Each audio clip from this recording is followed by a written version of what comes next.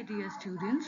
I'm your English teacher Medhavi, and I am here with one poem of your English reader book, A Nation's Strength. You know what nation means, right? Nation means your country, the country where you live. You are born and brought up, and you are the citizen of.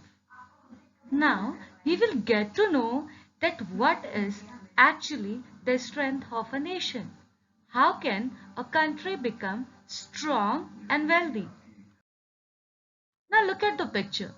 When you see, this is the map of India, but it is covered with its people, its citizens. Some people are serving it as a soldier. Some are serving it as doctors. Some are serving as teachers. Some politicians. Some students, idle citizens, farmers, and so on. Hence we know that every citizen of its country plays an important role for its development. Now we'll see that what does the poet say about the topic. But before that, just have a glance about the poem.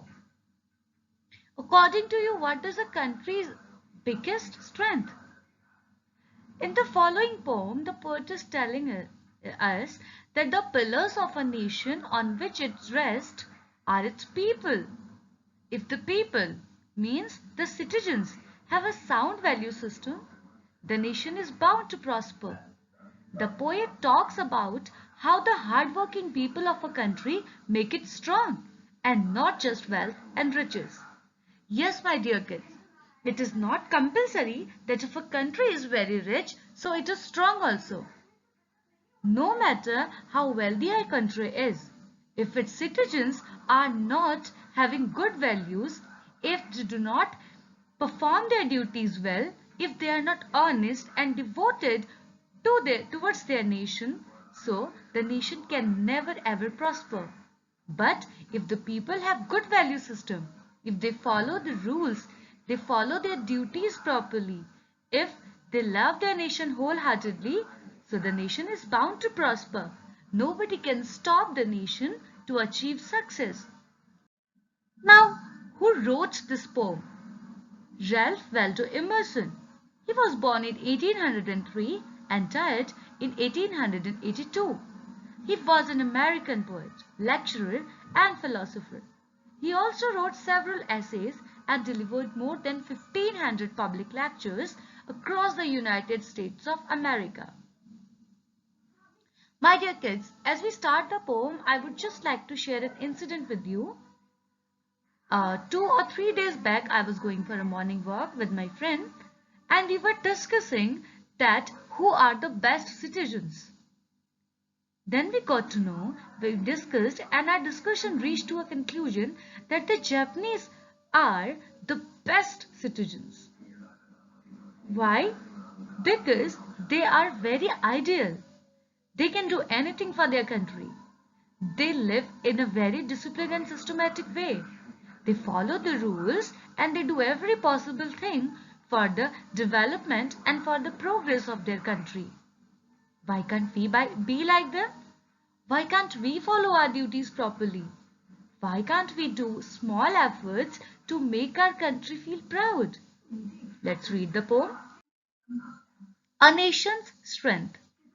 Not gold, but only men can make. A people great and strong. A people here means a country.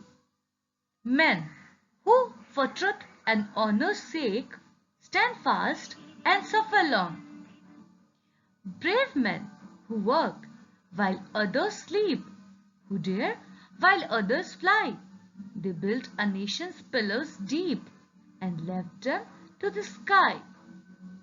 Here, the poem clearly says that not only wealth, but it's the people of a country who can help a country to grow, to prosper, to progress. The people who work hard, the people who work bravely, the people who work with dedication, and People who are truthful, who are honest, and they can do anything for the honor of their country. They can suffer, they can stand firmly and help in every possible way. I'm sorry. For the and work for the development of their country. Let's build a vocabulary. In this poem, we read some words and let's read their meanings. Pillars. Pillars mean supports. We all are the pillars of our country. Sound means good, strong, firm, stable. Have a sound sleep. Bound means for surely, certain to do something. The country is bound to prosper. Prosper means succeed, get successful, developed. Wealth means money. People, the citizens of a country. Honor means respect. Fast, firm, secure. Suffer, to experience hurt or pain. Dare, have the courage to do something. Fly. This fly does not mean the birds that fly or the flying of the birds. It is to run away in the face of terror. डरकर भाग जाना. Responsibilities of an ideal citizen. We discussed that we should be ideal citizen. We discussed that only after developing good values we can help our country progress. Now, what are the responsibilities of an ideal citizen? An ideal citizen supports and defends the constitution. The rule book of a nation means he or she follows the rules. Stay informed of the issues affecting your community. They should be alert, they should be attentive, they should be informed about their surroundings. Participate in the democratic process, whether it's voting, it's any kind of awareness campaign or so on. Respect and obey federal, state and local laws, following the laws, respecting them. Respect the rights, beliefs and opinions of others. To give others the space to grow, to value their opinions, to value their rights, beliefs. Participate in your local community. Pay income and other taxes honestly and on time to federal, state and local authorities. Many of the people do not do this, and just because of this action, our country faces so many difficulties and it goes in loss. Serve on a jury when called upon. Whenever the nation needs them, they are ready for it. Defend the country if the need should arise. They are always ready to even sacrifice their lives for the sake of their country. The kids who belong from army background, they must be aware of this. Yes? It's my time. It's your time, kids. Think and write in 10 sentences that as a child, what can you do to make your country strong and happy? I know you cannot go to the border for fight. You cannot pay the bills right now. You cannot even vote right now.